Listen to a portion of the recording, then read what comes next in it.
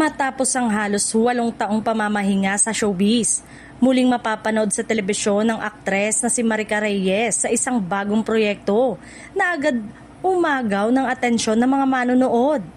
Marami ang natuwa sa balitang ito dahil matagal din siyang nawala sa spotlight at inaabangan na ng mga fans ang kanyang pagbabalik.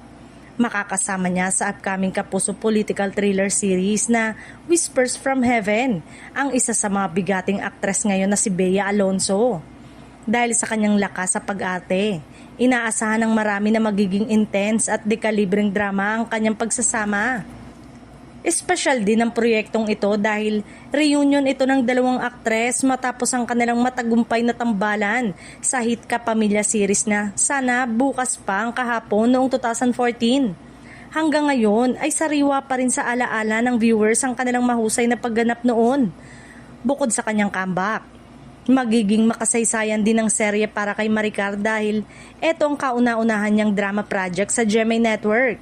Isa itong panibagong yugto sa kanyang karera matapos makilala sa mga naunang proyekto sa Kapamilya Network. Ayon sa mga paunang detalye, iikot ang kwento sa mundo ng politika, kapangyarihan at mga lihim na maaaring magpabago sa buhay ng mga karakter. Dahil sa temang ito, inaasahan ng fans ang matinding suspense, emosyon at mga eksenang puno ng intriga.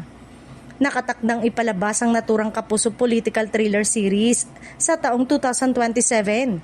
Kaya naman maaga pa lang ay mainit na itong pinag-uusapan online.